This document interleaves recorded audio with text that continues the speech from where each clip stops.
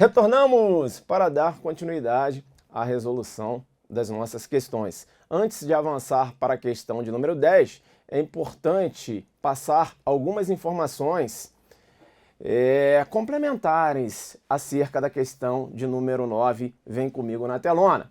Vem comigo na telona porque nós tratamos na questão de número 9 se era possível a combinação de leis, a denominada lex tercia.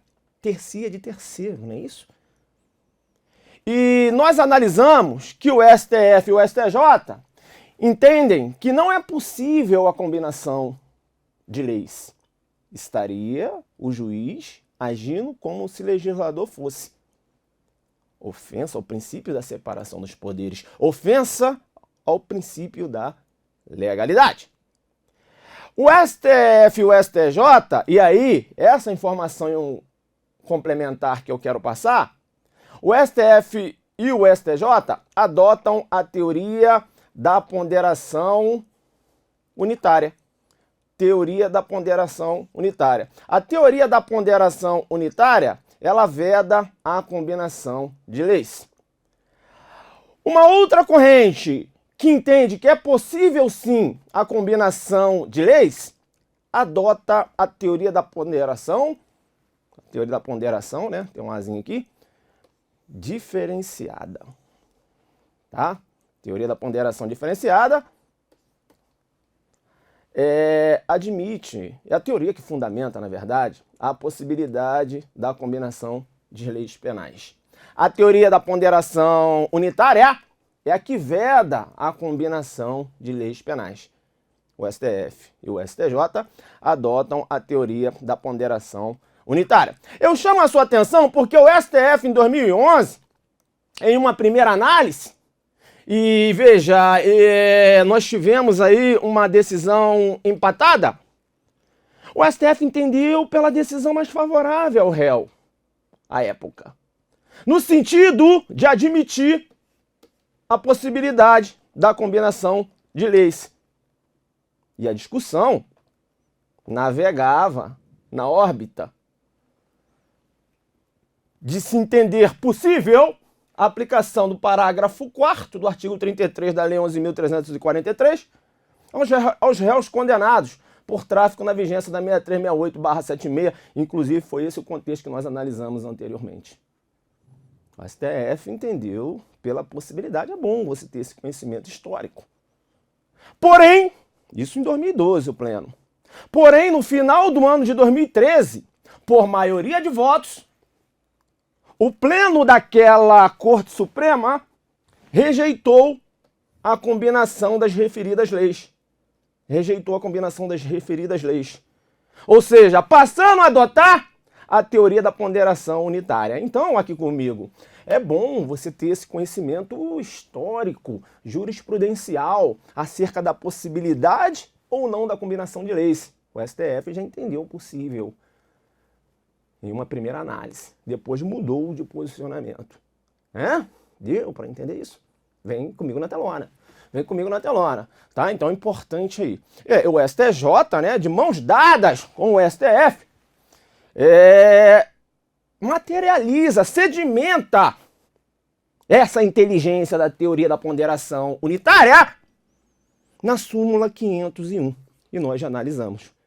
É cabível a aplicação retroativa da Lei 11.343/2006, desde que o resultado da incidência das suas disposições na íntegra, ou seja, não há possibilidade de combinação, seja mais favorável ao réu do que o advindo da aplicação da Lei 6368/76, sendo vedada a combinação de leis. Adoção da teoria da ponderação unitária. Deu para entender? Importante, né? Essa informação é importante. De igual modo, eu ainda quero analisar se é possível a retroatividade de uma jurisprudência que figura como benéfica. Professor, não entendi. Vem comigo. Vem comigo. Será que a mudança de orientação jurisprudencial que seja a favor de um réu condenado inclusive. Será que é possível a revisão criminal? Joga na ZUC Didática. Na ZUC Didática, o STF, como o STJ, entendem que não é possível a aplicação do princípio da insignificância em sede de porte de arma de fogo, considerando que trata-se aí de um crime de perigo abstrato. Deu para entender? Esse é o posicionamento atual. E o Tício foi processado, julgado e condenado, porque estava portando apenas uma arma. Deu para entender isso? Daqui a 2 anos, vamos supor aí, tem esse ato. O STF e o STJ, aí, vamos aí raciocinar. 2 anos se passaram, pronto. O STF e o STJ passaram a entender que é possível sim a aplicação do princípio da insignificância no porte de arma de fogo, ainda que seja um crime de perigo abstrato, fundado no princípio da intervenção mínima. O direito penal é subsidiário, caráter subsidiário do direito penal. O direito penal é mínimo. Estava apenas portando uma arma de fogo. Vamos entender pela possibilidade da aplicação do princípio da insignificância. Será que essa mudança de orientação jurisprudencial pode retroagir para colocar o Tício, que foi processado, julgado e condenado pelo porte de apenas uma arma de fogo? A jurisprudência benéfica, ela tem o mesmo efeito de uma lei penal benéfica? Aqui o jogo é pesado. É a pergunta que se faz. Vem comigo na telona. Vem comigo na telona. O entendimento que prevalece, é claro que nós temos divergência, mas o entendimento que você vai levar para a sua prova é o entendimento de que a extratividade só se refere à lei penal benéfica. Não há que se falar em relação à jurisprudência. Ou seja, não se estendendo à jurisprudência. O STJ, inclusive, tem julgados nos quais afasta a possibilidade de revisão criminal em virtude da mudança de orientação jurisprudencial sobre determinado tema. Deu para entender? E aqui eu coloquei esse exemplo que a gente abordou agora. STF, o STJ, o STF, e aí, vamos supor, uma mudança de orientação jurisprudencial, passam a entender pela possibilidade de aplicação do princípio da insignificância no crime de porte ilegal de arma de fogo. E aí se pergunta, no caso retrocitado, será possível a retroatividade? Majoritariamente, não. Ok? Então não há que se lançar mão do raciocínio da extratividade da lei penal benéfica quando se tratar de jurisprudência benéfica. Deu para entender isso em relação à jurisprudência que foi aí aplicada quando do julgamento daquele agente. Deu para entender? Ou a jurisprudência que foi aplicada quando da data do fato. Deu para entender isso? Então isso é importante, né? Ok, agora sim eu avanço para a questão de número 10. A portaria 104 de 2011, do Gabinete do Ministro da Saúde, definiu a relação de doenças de notificação compulsória em todo o território nacional. Joaquim, médico, ao tomar conhecimento de um paciente que estava com uma patologia descrita na referida normativa, por amizade ao mesmo, não comunicou a doença aos órgãos competentes, motivo pelo qual, ao ser descoberto tal fato, foi processado criminalmente. Na hipótese de, antes do julgamento, ser editada nova normativa, retirando a referida patologia do rol de notificação compulsória, pode-se afirmar que deve incidir a retroatividade da abolitio criminis, considerando que se alterou na matéria da proibição. Questão correta, né? Questão correta. Aqui comigo, nós já analisamos esse contexto. Eu tenho uma lei penal em branco heterogênea. Deu para entender? A gente abordou quando tratamos da lei penal em branco. Heterogênea, homogênea, né? Fizemos aí uma relação entre a lei penal em branco e a lei penal em preto. Lei penal em branco é aquela que demanda um complemento, e a lei penal em preto? Lei penal em preto é aquela lei completa. E eu dei o exemplo, matar alguém. 121 é a lei completa. Deu para entender? Aqui eu tenho um exemplo de uma lei penal em branco heterogênea. Lei penal em branco heterogênea. A pergunta que se faz é a seguinte: há que se falar em abolitio criminis em sede de norma penal em branco heterogênea, ou seja, uma alteração no complemento, seja uma alteração que venha, uma alteração no complemento, né? Que venha retirar a roupagem típica de uma determinada conduta. Nós teríamos aí a incidência da abolitio criminis? É a pergunta que se faz. Vem comigo na tela. Vem comigo na tela. Por quê? Veja, eu chamo a sua atenção. Primeiro, o examinador, ele utilizou um exemplo citado na obra do professor Francisco de Assis Toledo. Isso aqui é um clássico, né? Princípios, né? Princípios. Isso, agora sim, né? Um izinho aqui, um nzinho. Agora sim. Princípios básicos de direito penal. Trata-se de um clássico do direito penal. E o professor Francisco de Assis Toledo, ele utiliza esse exemplo aqui. Eu tenho o delito de omissão de notificação de doença. Artigo 269 do Código Penal. Deixar o médico denunciar à autoridade pública a doença cuja notificação é compulsória. Mas quais são essas doenças? Essas doenças constam lá na portaria 204 de 2016. Ok? Portaria 204 de 2016. Aqui está a portaria 104, mas ocorreu uma mudança nessa portaria aqui. Agora a portaria agora é 204 de 2016, ok? Ok. Uma vez questão de 2013, né, na pegada. Ok. E a portaria 204 de 2016 do Ministério da Saúde define a lista nacional de notificação compulsória de doenças.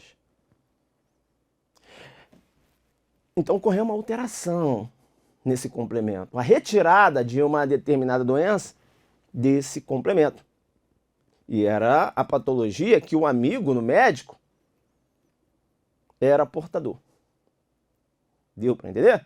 Na data do fato, por amizade, ele não comunicou que esse amigo, né, que ele atendeu, estava aí acometido por essa doença. Deu para entender? Ok.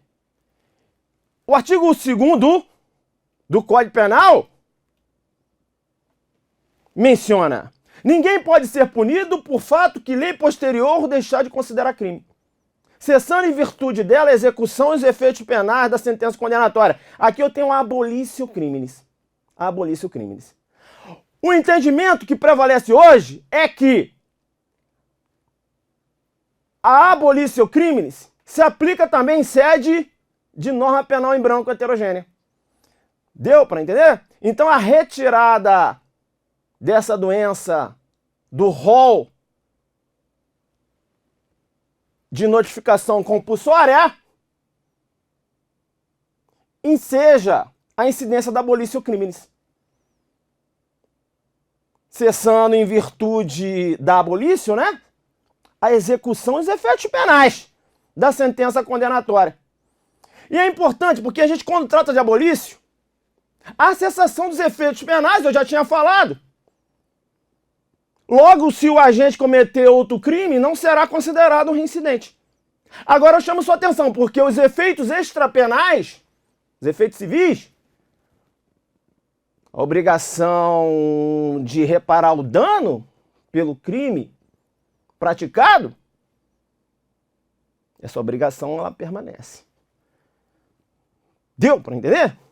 Aqui comigo, então, se o Tício furtou um veículo automotor e durante o deslocamento colidiu com esse veículo, foi processado, julgado e condenado pela prática do delito de furto, posteriormente saiu uma nova lei retirando essa roupagem típica da conduta de subtrair coisa alheia para si ou para outrem, a cessação dos efeitos penais.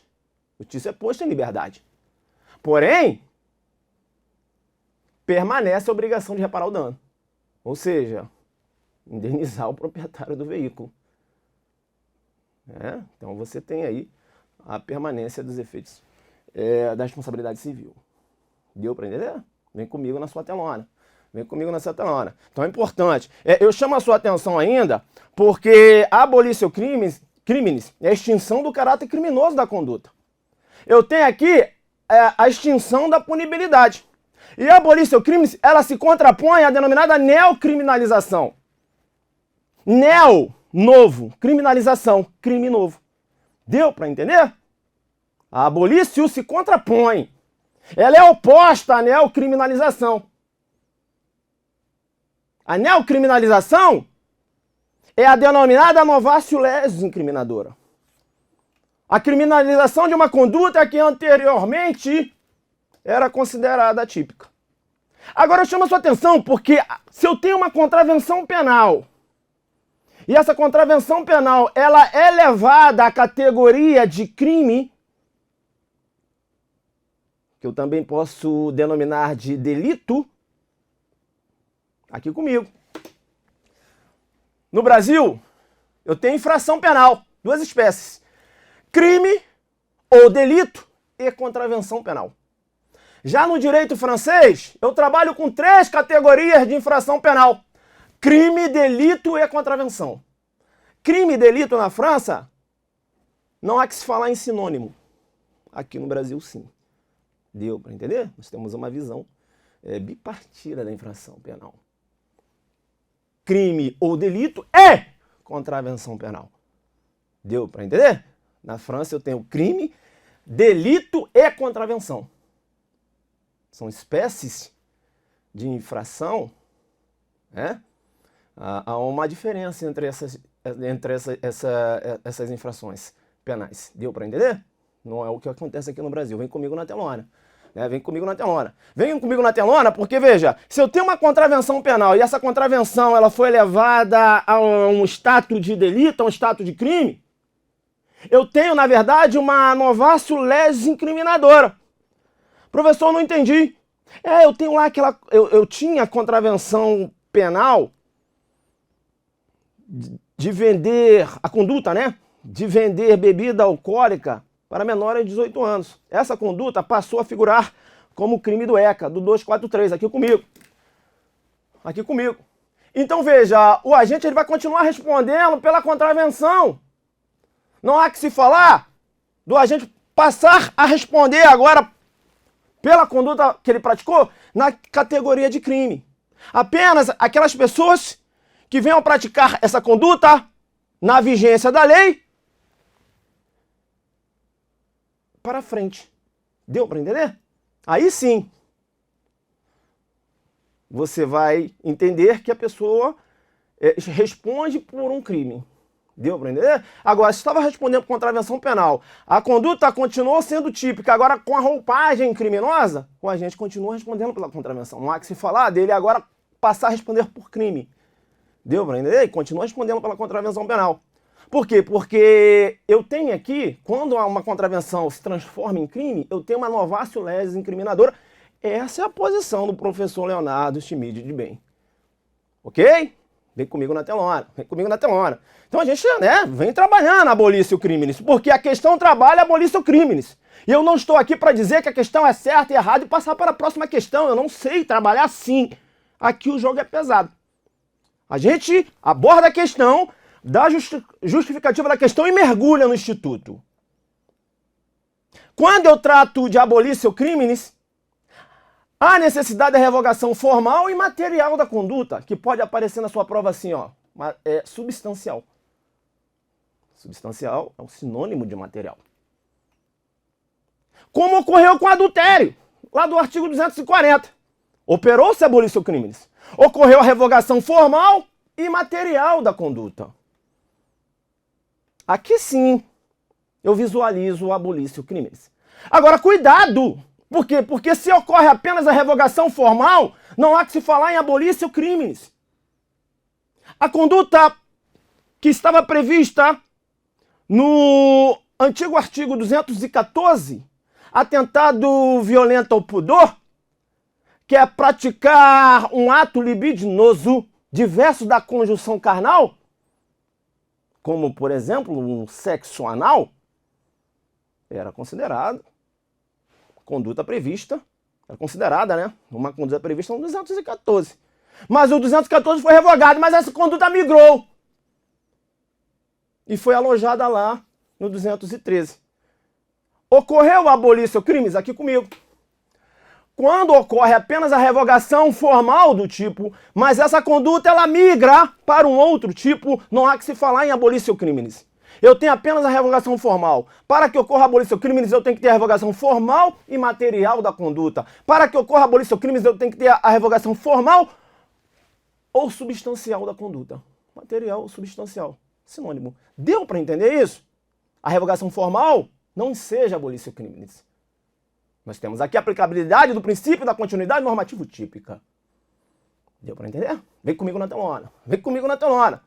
Tá? E agora, para fechar a questão, que é a pedra de toque da questão, a doutrina majoritária entende que é possível se falar, é possível, né, a incidência da abolício criminis em sede de norma penal em branco heterogênea. Tá? Então, no nosso caso aqui, ó, a questão está correta, porque a matéria, ocorreu uma alteração, né, na matéria de proibição, lá no complemento.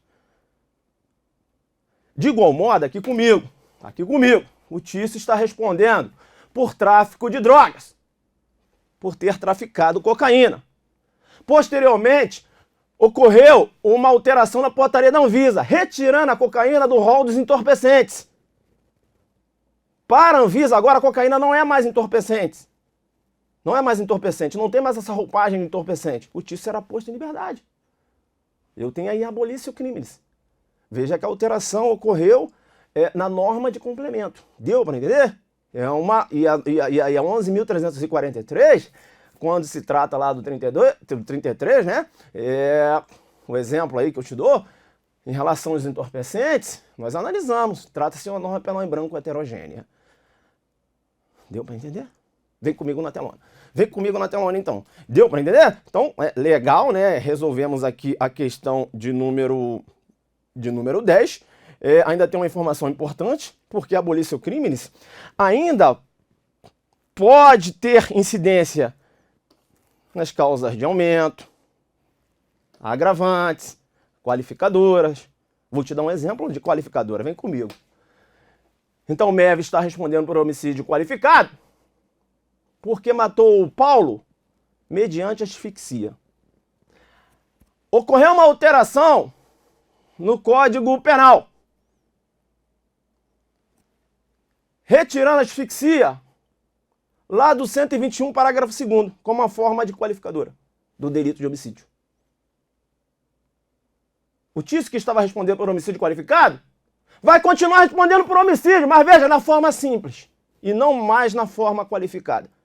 Eu tenho abolício criminis incidindo em sede de qualificadora. Ok? Essa é a pegada, vem comigo. Vem comigo, então. Ok, né? A gente fechou essa questão de número 10 aqui. Jogamos duro, né? Vamos avançar, então, para a questão de número 11. Questão de número 11.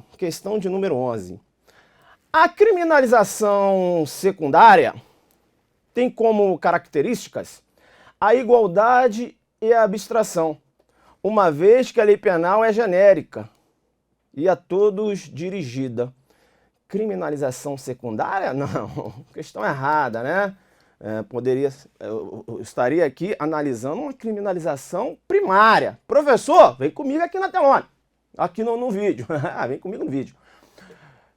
Criminalização primária, criminalização secundária. Professor, até já analisei isso em criminologia, mas calma, né? A questão aqui é a pegada. A pegada navega na órbita do denominado funcionalismo redutor de Zaffaroni. O Zaffaroni, ele visualiza o sistema penal como um sistema penal seletivo. Ele busca uma concepção lá do label e approach. Deu para entender? Seletividade e etiquetamento. O Zaffaroni visualiza um sistema penal formados por agências. Eu tenho as agências de criminalização primária, poder executivo, parlamento, elaboração da lei. Eu tenho as agências de criminalização secundária. As agências de criminalização secundária. Polícia, judiciário. Deu para entender? Departamento penitenciário. O Zaffaroni, na obra dele, o Zaffaroni cita até advogados. Eu não sei, não, mas enfim, Zaffaroni é o Zaffaroni. Entende? Joga lá na órbita de criminalização secundária. Essa é a pegada. E aí o Zaffaroni fala o seguinte, olha, as agências de criminalização primária elaboram a lei, os tipos penais, e as agências de criminalização secundária que aplicam a lei. Então, as agências de criminalização secundária que promovem essa seletividade. Deu para entender? Porque muito embora eu tenha um processo de seleção na criação de tipos, na esfera da agência de criminalização primária, eu tenho um nível de abstração. Inclusive ele cita isso na sua obra. Deu para entender? Então, o Zaffaroni entende que o sistema penal ele é seletivo e as agências de criminalização secundária que promovem essa seletividade. É criminoso aquele que o Estado entende que é criminoso. O Zaffaroni menciona, o direito penal é seletivo. Nem todas as pessoas são submetidas ao poder punitivo do Estado. Aquela visão lá de Sutherland, os crimes de colarinho branco. Nem todos aqueles autores são submetidos ao poder punitivo do Estado. Você tem colaboração premiada, enfim. Uma série de benefícios. Uma série de benefícios. Mas aquele que comete o crime de colarinho azul, os denominados crimes de rua, furto, receptação, até mesmo roubo, esses sim são submetidos ao poder punitivo do Estado. Esses sim se submetem à órbita repressiva do Estado. O direito penal é seletivo. O Zaffaroni entende que o direito penal, na sua visão funcionalista redutora, o direito penal ele deve ser utilizado para limitar o poder punitivo do Estado, para reduzir o poder punitivo do Estado. Então ele entende que o direito penal não deve ser utilizado como um mecanismo de opressão, e sim para limitar o poder punitivo do Estado. Deu para entender? Vem comigo na tela. Vem comigo na tela. Então veja, o sistema penal visto, né, a visão do sistema penal hoje pelo Zaffaroni, o Zaffaroni entende que o sistema penal ele é formado pelo conjunto das agências que operam a criminalização primária e secundária, ou convergem na sua produção. É o controle social punitivo institucionalizado. O Zaffaroni ele entende que há uma diferença entre direito penal e sistema penal. E como eu falava, a criminalização primária, segundo Zaffaroni, é o ato ou efeito de sancionar uma lei penal. material que incrimina ou permite a punição de certas condutas. Você vai entender nessa fala dele aqui como o ato de elaboração das leis. E eu tenho aqui o parlamento e o executivo com essa atribuição. Agora, uma vez criada a legislação, outras agências são responsáveis pela sua aplicação. Eu tenho aqui as agências de criminalização secundária. Polícia, promotores, juízes, agentes penitenciários, mas aqui no departamento penitenciário. E aí o Zaffaroni, coloquei, Zaffaroni cita os advogados também. É a criminalização secundária, é a aplicabilidade da lei criada pela agência de criminalização primária, que eu vou chamar de agências executivas. Ou melhor, as agências executivas são as agências de criminalização secundária. Criminalização secundária, beleza? Então, a criminalização secundária é a aplicabilidade da lei pelas agências executivas. E quais são as agências executivas? Polícia, promotores, juízes, agência policial, agência judicial. Aqui, nessa esfera aqui, ó, de criminalização secundária, que o Zaffaroni entende que ocorre o processo de seletividade do direito penal. A questão de delegado de polícia do CESP tenta levar o candidato a erro. Por quê? Porque menciona que a criminalização secundária tem como características a igualdade e a abstração, quando não. A criminalização secundária é que promove o processo seletivo. Deu para entender isso?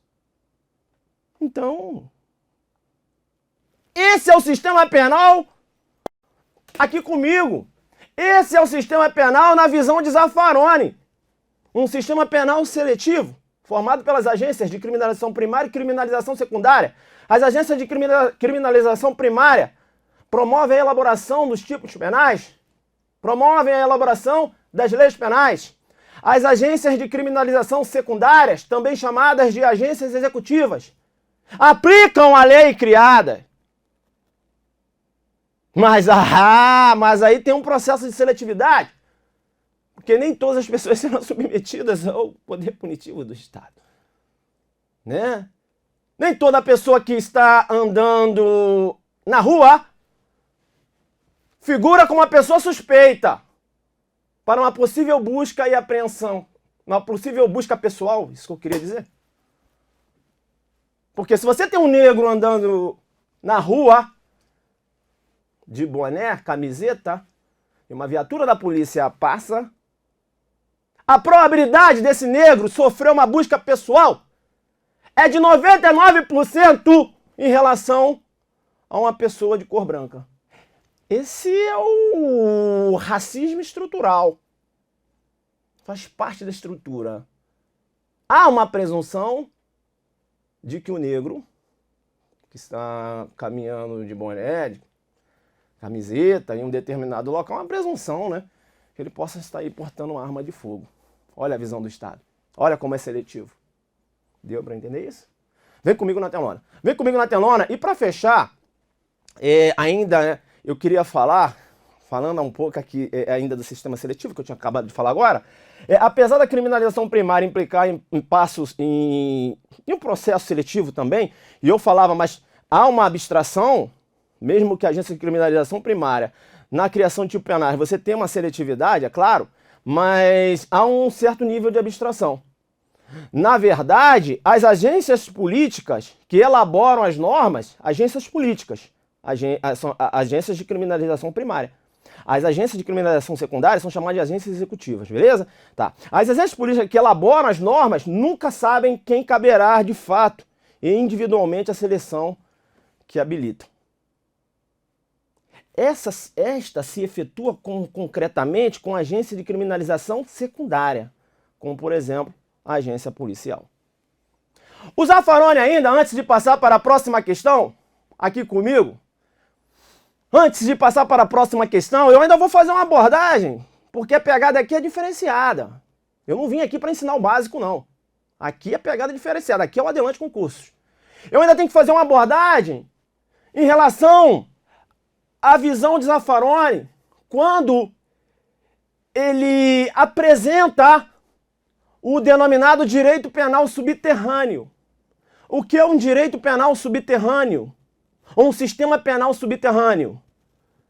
Eu tenho uma delegacia de polícia, eu tenho agentes policiais que capturaram um suspeito e o submeteram a uma acusação, a um processo e a um julgamento, uma condenação e aplicaram uma pena. Qual, professor? Pena de morte. Executaram aquele suspeito. Eu tenho um processo que correu às escuras, por baixo, subterrâneo. Eu tenho um direito penal subterrâneo. Deu para entender? Então, o direito penal subterrâneo, o sistema penal subterrâneo, o Zaffaroni visualiza quando eu tenho agentes do Estado que praticam atos ilegais, processam, condenam e aplicam uma pena às margens da lei, às escuras, subterrâneo. Deu para entender? Não é aquele direito penal de superfície. Um direito penal cristalizado. Um direito penal compatível com o Estado democrático de direito. Um direito penal amparado pela legislação. Deu para entender? O direito penal subterrâneo, ele se contrapõe a um direito penal que tem compatibilidade com direitos e garantias fundamentais.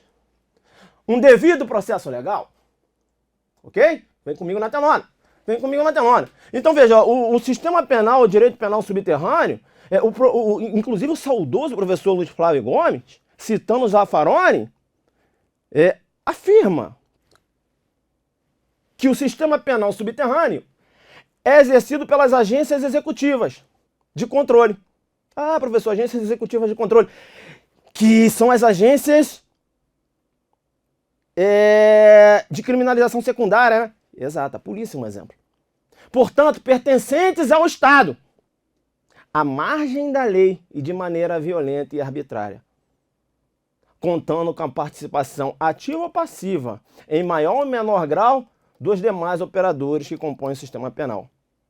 O sistema penal subterrâneo institucionaliza a pena de morte, desaparecimentos, tortura, sequestro, exploração de jogo, da prostituição, entre outros delitos. Exemplo aqui, um grupo de policiais que agem fora, que agem fora, né, dos limites da lei, torturando, sequestrando, matando determinado suspeito. Beleza aqui comigo, né? Agora sim, agora eu avanço para a próxima questão. Cada questão aqui é jogo pesado, né? Isso, porque eu resolvo a questão e te dou o fundamento. Porque se cair uma questão dessa na prova, o examinador, de qualquer forma que ele cobrar, você vai pegar. Por quê? Você não decorou, você entendeu. Ok? E é assim que a gente trabalha aqui. Vem comigo na telona, então. Vem comigo na telona e a gente avança para a questão de número 12. O território onde estão instaladas as embaixadas estrangeiras passam a constituir território do Estado da embaixada. O território onde estão instaladas as embaixadas estrangeiras passam a constituir território do Estado da embaixada. Questão errada, né? Delegado FUNCAB 2013, olha, questão errada. Aqui comigo. Olha, aplicação da lei no espaço.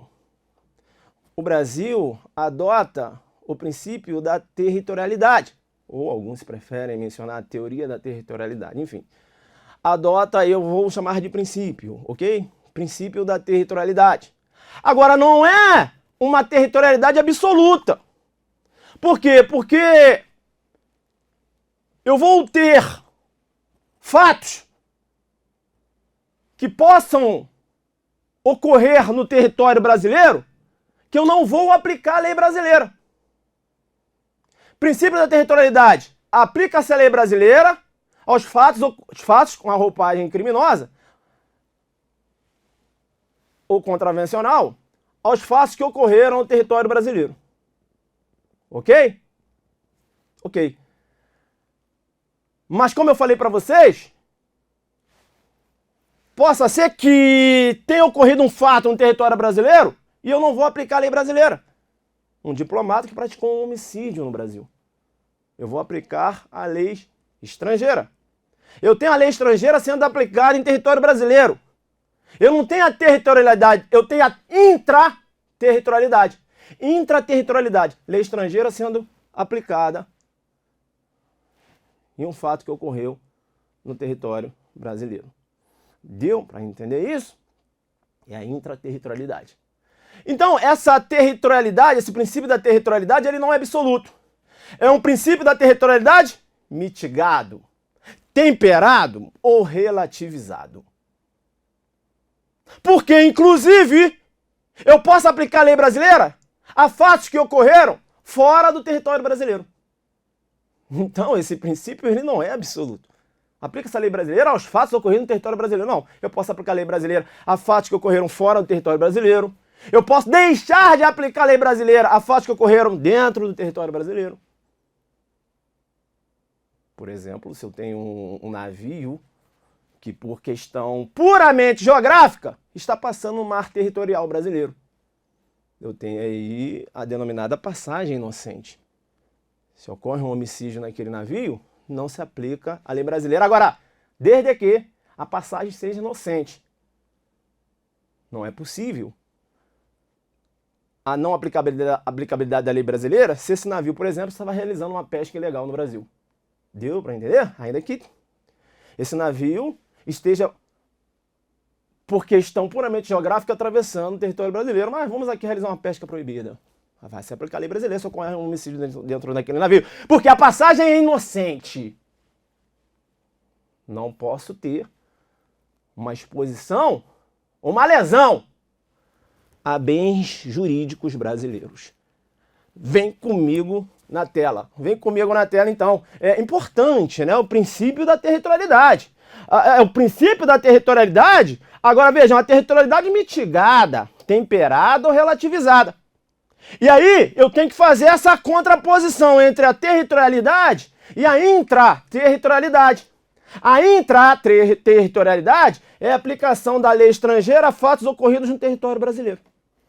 Diplomata praticou um homicídio aqui no Brasil. Eu vou aplicar. Não, será aplicada, né? Eu não. Será aplicada a lei estrangeira. Deu para entender? E aqui é o que fundamenta a relativização do princípio da territorialidade, o artigo 5º. Aplica-se a lei brasileira sem prejuízos. Sem prejuízo de convenções, tratados e regras de direito internacional ao crime cometido no território nacional. E aqui eu tenho, ó, aqui um exemplo, né, de acordo internacional materializado na Lei 8.617, o Instituto da Passagem Inocente. A passagem será considerada inocente desde que não seja prejudicial à paz, à boa ordem ou à segurança do Brasil, devendo ser contínua e rápida. É claro, possibilidade do fundeio. O professor não entendi, o navio, aqui comigo, navio mercante, está passando aqui no território brasileiro, em mar territorial brasileiro, apenas por questão geográfica. Aí há necessidade de realizar um fundeio. Vai jogar âncora lá e tal, na marinha, né? Eu fui da marinha.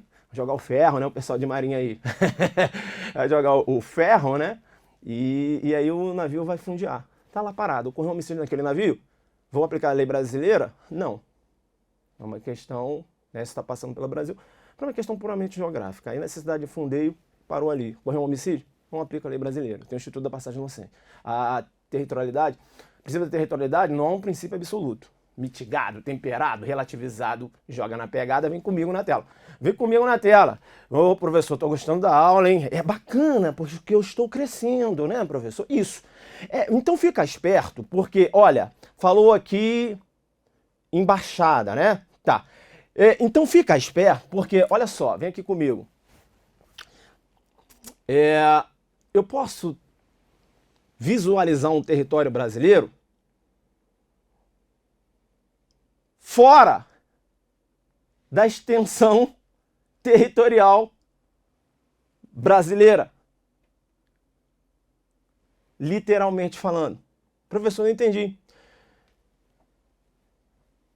Um navio de guerra que está atracado na Argentina, ainda que esteja literalmente falando fora do espaço geográfico brasileiro, eu vou considerar esse navio como um território brasileiro. Eu tenho aí o denominado território brasileiro por extensão, que pode aparecer na sua prova assim, ó, território brasileiro flutuante. Deu para entender? Vem comigo na tela. Então veja, em relação ao território brasileiro por extensão ou flutuante, eu tenho aqui o parágrafo 1º, né? Parágrafo 1º, que menciona aqui do artigo 5º, menciona, para os efeitos penais, considera-se como extensão do território nacional as embarcações e aeronaves embarcações e aeronaves brasileiras de natureza pública ou a serviço do governo brasileiro, onde quer que se encontre, bem como as aeronaves e embarcações brasileiras, mercantes ou de propriedade privada, que se achem respectivamente no espaço aéreo correspondente ou em alto mar. Não abarca embaixada. Embaixada não consta aqui no território brasileiro por extensão. Aqui comigo. Então a embaixada é a extensão territorial onde se encontra instalada uma embaixada é território nacional. Ah, professor, mas não pode entrar. Aí é uma questão de inviolabilidade, que decorre de acordos internacionais. Mas ali é território nacional. Deu para entender? Embaixada é território nacional, não há que se falar em território estrangeiro. Como a embaixada do Brasil na Argentina é território argentino. Por quê, professor? O princípio da reciprocidade. Deu para entender? Como um navio de guerra argentino que se encontra no Brasil é território argentino por extensão. Por quê, professor? O princípio da reciprocidade. Aí vem uma questão muito interessante. Ocorreu um homicídio dentro de um navio de guerra argentino que se encontrava atracado no Rio de Janeiro.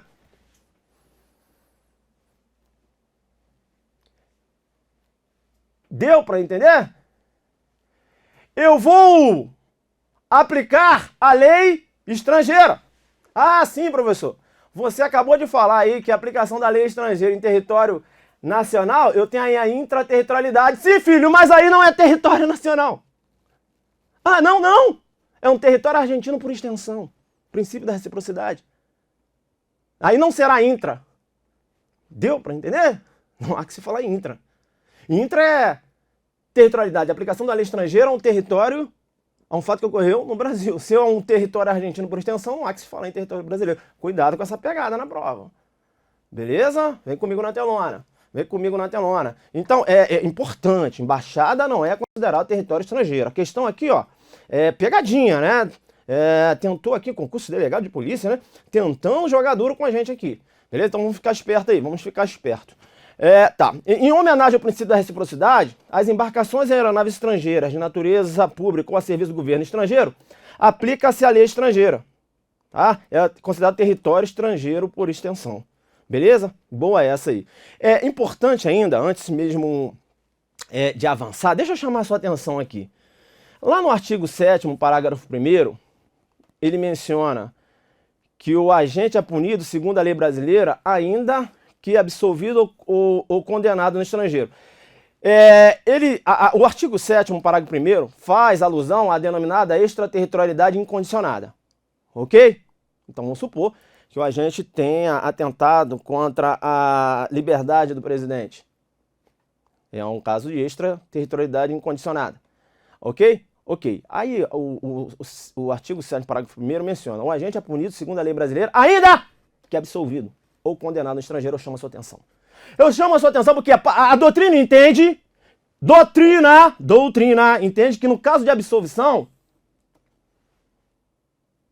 uma parte da doutrina entende que no caso de absolvição, não se aplica a lei penal brasileira, ainda que a extraterritorialidade seja incondicionada. Isso por quê, professor? Em decorrência do artigo 8º da Convenção Americana de Direitos Humanos. O acusado absolvido por sentença passada em julgado não poderá ser submetido a um novo processo pelos mesmos fatos. Agora vem comigo. Aí você tem que se ligar, se o concurso, a questão trabalha e fala parte da doutrina, aí você segue esse entendimento.